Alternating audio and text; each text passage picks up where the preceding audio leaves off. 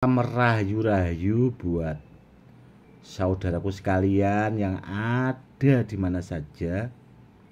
Saudaraku, kali ini saya akan memberikan edukasi tentang benda bertuah supaya saudara-saudara kita yang awam lebih paham apa sih sebenarnya benda bertuah itu. Benda bertuah itu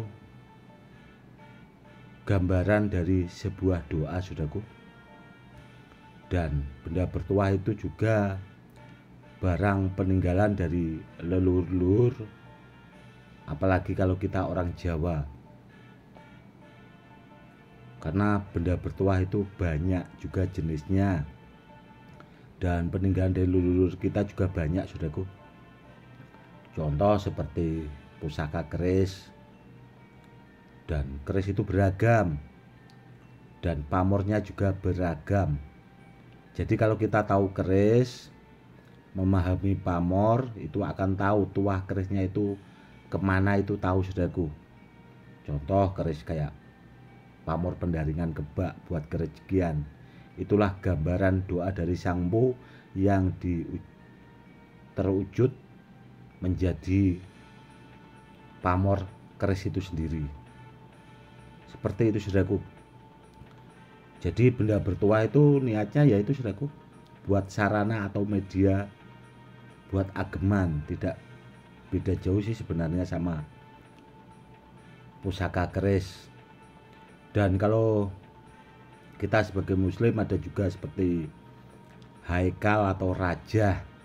Itu juga gambaran sebuah doa buat sarana atau media keselamatan, saudaraku.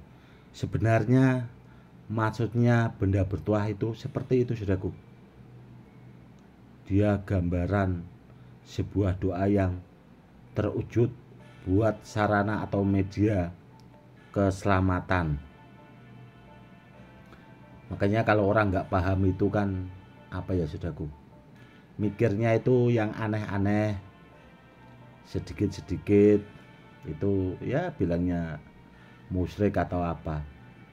Karena orang-orang seperti itu sebenarnya tidak paham, saudaraku. Tidak apa ya, mau mengenal budaya, itu yang pertama. Kedua itu belajar ngajinya, bahasanya itu masih minim sekali, belajar agamanya itu masih minim sekali. Jadinya ya seperti itu, akhirnya salah kaprah. Jadi tidak bisa membedakannya. Itu tadi, saudaraku, ya. Benda bertuah itu gambaran sebuah doa. Kalau benda bertuahnya dari alam itu bagaimana, Gus? Contoh seperti badar biselonata.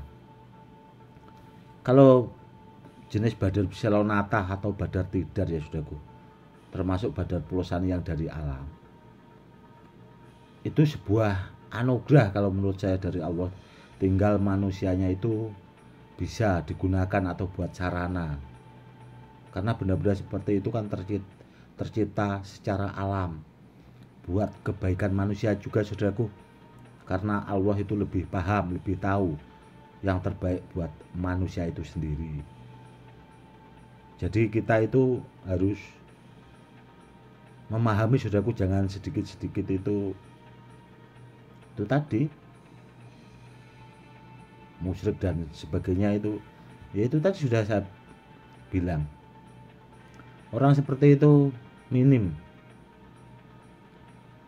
pengetahuannya itu minim, karena tidak mau mengenal budaya. Apa kalau dia merasa sok lebih daripada orang lain gitu, ngatain orang, itu tadi musyrik. Iblis itu ngajinya lebih pintar, saudaraku. Iblis itu dulunya ngajinya lebih pintar, namun saking sombongnya masuk neraka juga. Apalagi orang yang itu tadi sedikit-sedikit bilang seperti itu. Jadi kita itu harus bisa memilah-milah ya, saudaraku, biar tidak seperti iblis. Biasanya kurang lebihnya seperti itu, saudaraku. Kita juga harus bisa membedakan antara budaya Itu yang harus dipahami. Ya meskipun edukasi yang tidak seberapa ini semoga bermanfaat buat saudara-saudara kita yang awam supaya lebih paham dan sekaligus mau melestarikan budaya. Karena apa saudaraku? Karena kalau budaya itu sampai punah, maka apa yang terjadi saudaraku? Akan rusak saudaraku, tatanan itu akan rusak. Karena orang-orang dahulu itu, leluhur-leluhur kita itu sebenarnya orang-orang yang hebat saudaraku. Kalau kita tidak berbudaya itu mudah diadu domba. Jadi akhirnya ya itu tadi saudaraku, merusak tatanan. Dan benda bertuah itu menurut saya itu bagus buat manusia itu sendiri. Karena apa? Karena zaman dulu saudaraku itu dipakai buat media sarana keselamatan, dipakai para pejuang-pejuang itu, ya pakai itu. Tapi kan terkadang kalau kita punya benda bertuah banyak, kenapa kok kita dijajah Belanda begitu lama? Pertanyaan itu mungkin terlihat bagus buat yang tanya, namun sebenarnya yang tanya itu goblok saudaraku. Tahu goblok ya? Bodoh. Gini, zaman dahulu itu kenapa negara kita itu dijajah begitu lama saudaraku? Ya itu tadi karena budayanya itu dihancurkan dulu, dirusak. Jadi orang itu mudah diadu domba, sebagian itu mau jadi antek-antek Belanda itu tadi saudaraku. Makanya kita dijajah lama ya karena sebenarnya orang-orang kita sendiri itu tadi yang menjadi pengikut antek-antek Belanda zaman dulu seperti itu saudaraku. Makanya kita juga harus memahami saudaraku ya. Intinya kalau benda bertuah itu tadi saudaraku, buat media sarana keselamatan sekaligus melestarikan budaya saudaraku. Karena peninggalan dari leluhur-leluhur kita, apalagi kita sebagai orang Jawa. Kalau sebagai orang Jawa nggak punya leluhur ya mungkin itu tadi bisa juga turunan Belanda. Kalau orang Jawa pasti punya leluhur saudaraku. Jadi wong Jawa iku aja lali Jawane. Jadi orang Jawa jangan lupa sama Jawanya saudaraku.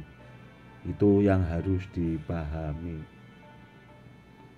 Karena benda bertuah itu sudah saya sebutkan dari awal itu tadi sudah banyak sekali, ada besi kuning, lulang lando, batu merah delima dan sebagainya. Pokoknya jenisnya banyak sekali saudaraku, termasuk pusaka, termasuk haikal. Kalau haikal itu kalau zaman dulu kan ada rombi, tanggundil, ontokusumo. Kalau orang Jawa seperti itu bilangnya saudaraku. Kalau sekarang kan rombi, ontokusumo.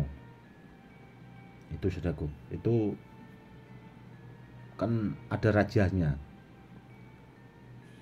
Itu kan zaman dulu dipakai Sunan Kalijaga juga saudaraku. Itu memang ageman beliau dulunya.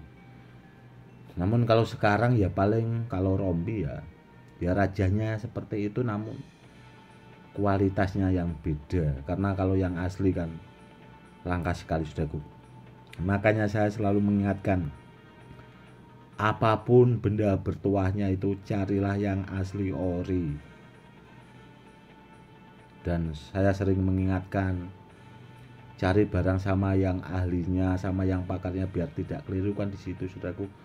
Dan saya juga sering memberikan edukasi itu supaya saudaraku itu paham. Kalau yang mau menyimak, kalau tidak mau ya tidak apa-apa. Seperti itu. Oke saudaraku, mungkin cukup sekian dulu ya edukasinya kali ini. Itu tadi sedikit gambaran atau ulasan. Semoga saudaraku bisa memilih istilahnya yang terbaik buat saudara-saudaraku sekalian. Intinya benda bertuah itu wajib dilestarikan karena bagian dari peninggalan leluhur itu tadi saudaraku. Kurang lebihnya seperti itu. Oke saudaraku, mungkin cukup sekian dulu edukasi kali ini, semoga lebih bermanfaat. Salam rahayu-rahayu, salam hormat saya Gus Edi.